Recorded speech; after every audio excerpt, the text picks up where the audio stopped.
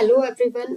आज का जो टॉपिक है हमारा वो है कि जो आपकी गाड़ियां हैं क्या 2025 में गवर्नमेंट की किसी पॉलिसी की वजह से वो बैन हो जाएंगी, या फिर आजकल जो आपको फ्यूल बेचा जा रहा है जिसके अंदर इथेनॉल मिक्स किया जा रहा है, पेट्रोल हो या डीजल हो उसके अंदर इथेनॉल मिक्स किया जा रहा है, तो उसका क्या इम्पैक्ट पड़ता है आपकी जो गाड़ी है, कार है, जो भी व्हीकल आपका है उसके इंजन के ऊपर। कहीं आपका इंजन खराब तो नहीं हो रहा। तो ये सारी चीज़ें डिटेल में डिस्कस करेंगे। जो छोटे छोटे चीज़ें हैं जैसे फ्लैक्स फ्यूल है, बायोफ्यूल है, ठीक है, इथेनॉल क्यों मिलाया जा रहा है, ये सब चीज़ें फटाफट देखते हैं। देखिए, सबसे पहले है क्या इथेनॉल। एक बेसिकली क्या है, एक अल्कोहल है। ये आपको पता है, हाँ, ये सबको पता है। जो स्पेशली जो लोग ड्रिंक करते हैं उनको अच्छे से पता है कि व्हाट इज इथेनॉल। इथेनॉल जो है शराब का मेन कॉन्स्टिट्यूएंट होता है। ठीक है, इथेनॉल ही आप कह सकते हैं एक तरीके से कि शराब है। C2H5 इसका फॉर्मूला ये वाला होता है।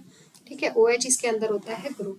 तो ये बनता कैसे, ये बनता है सड़े गले जो भी अनाजेस होते हैं उनसे, जैसे आपका मक्का से बनता है और गन्ने से सबसे ज्यादा बनता है। ठीक है, गन्ने से ये बनता है, ये रिएक्शन होती है। गन्ने के अंदर जो ये केमिकल होता है उससे टूट के इस तरीके से, साधारण भाषा में बिल्कुल सिंपल समझिए, ये बनता है आपका अल्कोहल। फर्मेंटेशन जिसको कहते हैं हम। ठीक है, जो चीज़ों को जैसे फर्मेंट करना होता है उस तरीके, जैसे सिरका बनाते हैं वैसे घर पे जो लोग गांव वाले हैं वो जानते होंगे। यहाँ पे निकलती है आपकी CO2 और हीट। अब इथेनॉल जो है इसको मिलाया जा रहा है किसके अंदर, जो आपका फ्यूल आपको मिल रहा है आजकल उसके अंदर। उसकी वजह ये है, देखिए, इथेनॉल मिला के अभी हम क्या कर रहे हैं, अभी हम नॉर्मल फेज में चल रहे हैं। तो ये आपका कितने परसेंट मिलाया जाता है, 10%, 20%, ये हमको देखना है कि कैसे मिलाया जाता है। देखिए, एक होता है आपका E5 फ्यूल, फिर E10 आता है, फिर E15, फिर E25। इसके अंदर ई मतलब इथाइल अल्कोहल। ठीक है, ई का मतलब आप मान लीजिए इथाइल अल्कोहल या इथेनॉल जो मिल रहा है ये वो है। 5 मतलब 5%, 10 मतलब 10%, 15 मतलब 15%। तो ई मतलब for ethanol and 15 is for the percentage, जो परसेंट इसकी यूज हो रही है वो वाली। ओके, तो यहाँ पे क्या है कि हम अभी कहाँ पे है, गवर्नमेंट हम आपको जो आपकी गाड़ी में भी फ्यूल जा रहा है वो जा रहा है ये वाला 10% वाला। सिर्फ 10% ही अभी हम उसके मतलब गवर्नमेंट जो है आपको दे रही है, 10% इथेनॉल मिक्स करके दे रही है। तो ये हमने टाइप्स देख लिए। 20% तक जो है आपकी गाड़ी ये झेल सकती है। आपकी गाड़ी का इंजन 20% के ऊपर गया तो समझ लो इंजन बैठ जाएगा। तो इसीलिए अभी तैयारी है आगे। अभी तो 20% तक हम पहुंचे नहीं है, अभी हम 10 से 20 के बीच में हैं, 20 तक पहुंच रहे हैं। तो 20 के बाद जो होता है वो कहलाएगा आपका फ्लेक्स फ्यूल। ठीक है, जैसे जैसे अल्कोहल की कंटेंट बढ़ती जाएगी और जब से सबसे हाईएस्ट जो हो जाएगी E85 वाली, जिसमें 85% होगा, वो कहलाएगा फ्लेक्स फ्यूल। और इसके लिए अलग से वाहन डिजाइन होना चाहिए, उसका इंजन नॉर्मल गाड़ी में इसको नहीं डाला जा सकता। तो अब देखते हैं कि ये हो क्यों रहा है, क्यों मिलाया जा रहा है। ठीक है, वाई इथेनॉल ब्लेंडिंग। देखिए, सबसे पहली चीज तो ये है कि हमारे देश में गाड़ियां इतनी भरी पड़ी है ना, सड़कों पे जगह नहीं है। तभी सबसे बड़ी प्रॉब्लम है ट्रैफिक जाम की वजह। व्हीकल्स बहुत है, गाड़ी ही नहीं मतलब स्कूटर, बाइक, सब कुछ बहुत ज्यादा व्हीकल्स है, क्योंकि पॉपुलेशन बहुत ज्यादा है। मिडिल क्लास, एक बड़ा मिडिल क्लास है, तो उसको चाहिए फ्यूल। फ्यूल, डीजल, पेट्रोल, जो भी आप कह लो।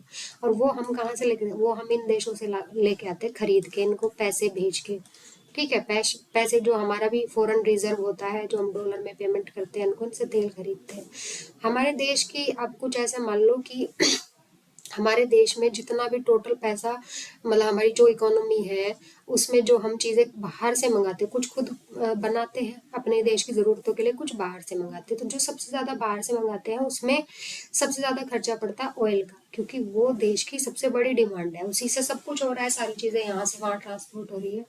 तो कहने का मतलब ज्यादातर पैसा जा रहा है बाहर। बाहर कहाँ जा रहा है, इन कंट्रीज के पास। चलो वो तो जा रहा है, ठीक है, बट उसके बाद ये कंट्रीज फिर अकड़ भी दिखाती हैं। जितनी भी ओपेक आपकी कंट्रीज है ऑयल एक्सपोर्टिंग वाली, ये अरब कंट्रीज है, सऊदी अरेबिया हो गया आपका ठीक है, कतर हो गया, ओमान हो गया, ये सब। ये क्या करती है कि ऑयल के मतलब ऑयल क्या करना है इनको, ऑयल जमीन में से निकालना है और उसको क्या करना है फिर।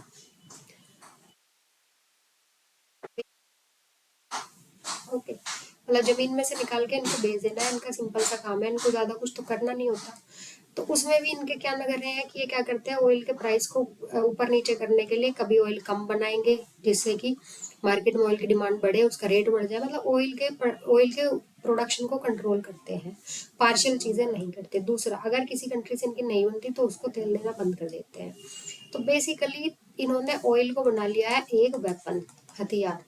ठीक है, एक हथियार इन्होंने ऑयल को बना लिया है और उसको एज अ वेपन यूज करके दुनिया को डराते रहते हैं। तो ये डर हटाने के लिए जरूरी है कि आप इनके ऑयल को खरीदना बंद करें या फिर कुछ ऐसा ढूंढे उसका ऑप्शन। अब खरीदना तो बंद कर नहीं सकते क्योंकि आप लोग गाड़ी चलाना तो बंद करोगे नहीं, पैदल तो आप चलोगे नहीं, साइकिल पे तो चलोगे नहीं। तो फिर क्या है, दूसरा ऑप्शन यही बचा कि अब कुछ तो ऑप्शन उसका दूसरा ढूंढा जाए। तो उसी के लिए इथेनॉल मिक्स किया जा रहा है, धीरे धीरे करके इसकी परसेंट बढ़ाएंगे, 5%, 10%, 20%, 50%। जितना ये बढ़ता जाएगा उतना क्या है, आपका जो है, इनसे हम ऑयल खरीदना कम करते जाएंगे और उतना हमारा पैसा बचेगा। दूसरी चीज भाई, ये लोग भी हैं, ये आपस में लड़ते बिड़ते रहते, देश के दो, ये देखा आपने, ये पुतिन और ये यूक्रेन और Russia war, Israel Hamas war. ऐसी जब वॉर्स होती है तो दुनिया में क्या अनस्टेबिलिटी आती है। तो उसमें आपको क्या है, एनर्जी के पे आपकी खतरा हो जाता है कि आपको पता नहीं कल को यहाँ पे क्या होगा। यहाँ इसराइल हमास वॉर यहीं तो चल रही है, कल को कोई दिक्कत हो, यहाँ से आप ऑयल ना खरीद पाए, आपके टैंकर्स ना पाए, जो भी दिक्कत हो सकती है।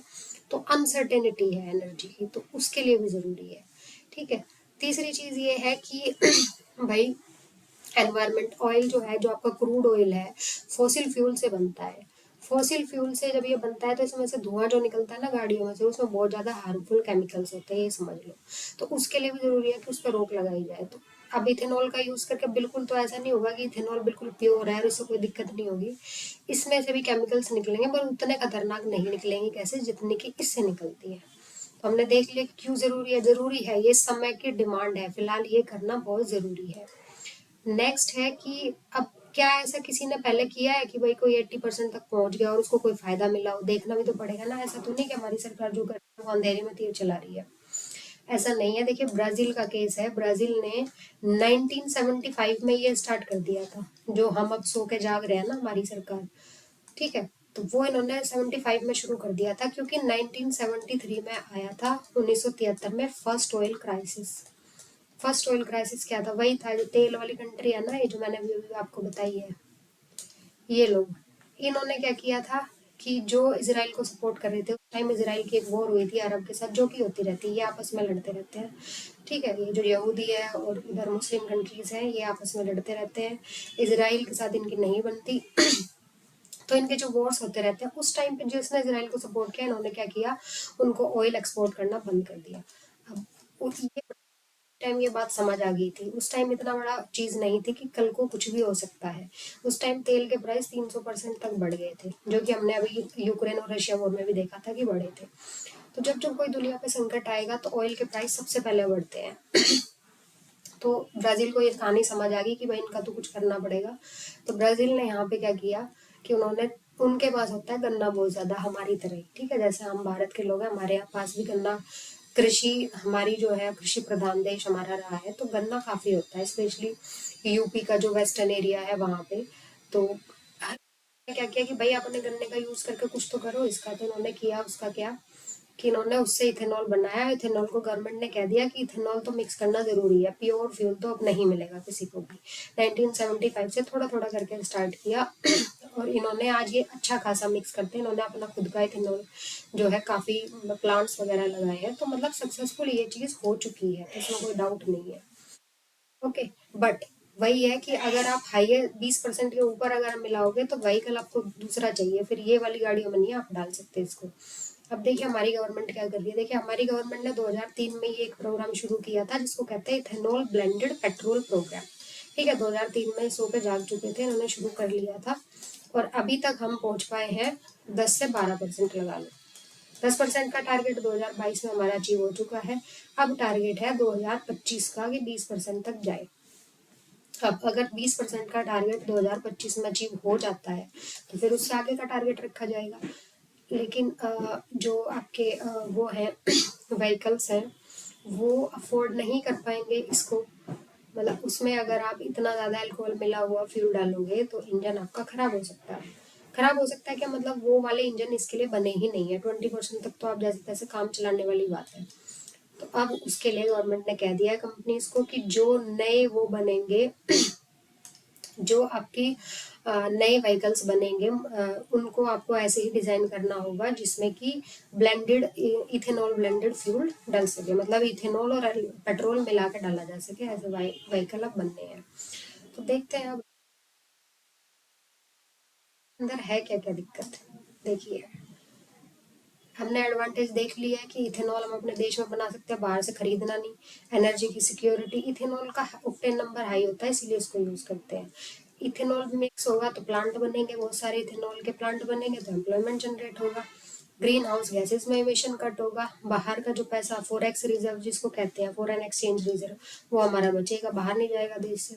फार्मर्स को बेनिफिट होगा। देखिए, ऐसा सरकार कहती तो है होगा, पर वो तो टाइम आने पर पता चलेगा, बट हाँ होना चाहिए, क्योंकि गन्ने के रेट बढ़ेंगे, गन्ने की ज़्यादा ज़रूरत पड़ेगी तो प्राइस बढ़ेंगे, तो कहीं ना कहीं जो गन्ने के लिए किसान बेचारे रोते रहते हैं कि प्राइस बढ़ाओ, टाइम से पेमेंट करो, वो प्रॉब्लम सॉल्व होंगी। अब दिक्कत कहाँ का है, दिक्कत तो देखिए, जब कोई काम कर शुरू करते हैं तो चैलेंज तो आएंगे। तो चैलेंज क्या है, पहला है वाटर सिक्योरिटी, क्योंकि गन्ने की फसल को चाहिए पानी बहुत ज़्यादा, तो पानी का इशू आएगा। फूड सिक्योरिटी, खाने पीने की चीज़ों से अल्कोहल बनता है, जितने भी अनाज वगैरह होते हैं, ठीक है, या गन्ना हुआ, अब गन्ने से शुगर भी बनती है, गन्ने से और भी प्रोडक्ट बनते हैं खाने पीने के, अगर आप उससे अल्कोहल बनाओगे तो फिर आप खाने की चीज़ों की कमी हो सकती है, तो वो एक बैलेंस करके चलना पड़ेगा, वो गवर्नमेंट के हाथों में है। तो फूड सिक्योरिटी हुआ, फ्लेक्सिबल फ्यूल व्हीकल, सबसे बड़ी चीज़ कि आप 20% के बाद की जर्नी आपकी तब तय होगी जब आप गाड़ियों में इंजन दूसरा लगा दोगे, मतलब गाड़ियाँ बदलनी पड़ेगी। अब क्या, लोगों को आप सीधे बोल दो कि 2025 में आपकी गाड़ी हो गई है एक्सपायर गई, अब नहीं खरीद लो, चाहे आपने 2 महीने पहले ही खरीदी हो। तो उसका क्या सोल्यूशन होगा, ये देखना पड़ेगा भाई, क्या बोलती है सरकार। या तो फिर ये बोल कर सकते हैं कि अलग अलग फ्यूल स्टेशन हो भाई, पुराने वाले भी चलेंगे और नए भी लेके आओ, जो 20% वाले वो यहाँ से भरवाओ, जो 20 के ऊपर के वो यहाँ से भरवाओ, बट उसके लिए आपको फिर अलग अलग फ्यूल स्टेशन बनाने पड़ेंगे, उसमें तो बहुत इंफ्रास्ट्रक्चर, बहुत इन्वेस्टमेंट चाहिए, वो भी नहीं, वो भी बहुत मुश्किल चीज़ है। अब इसका तो सोल्यूशन निकालना पड़ेगा, अब देखते हैं धीरे धीरे शायद ये चीज़ें हो। क्या होता है वो तो हमें टाइम के साथ ही पता चलेगा, बट ओवरऑल ये अच्छी चीज़ है कि देश का पैसा देश के अंदर रहेगा और वो किसी और, मतलब आपके देश की सड़कें बनाने में, स्कूल्स बनाने में, हॉस्पिटल बनाने में काम आएगा। Okay, thank you so much for watching us. हम ऐसे ही नए नए टॉपिक लेके आपके लिए आते रहेंगे।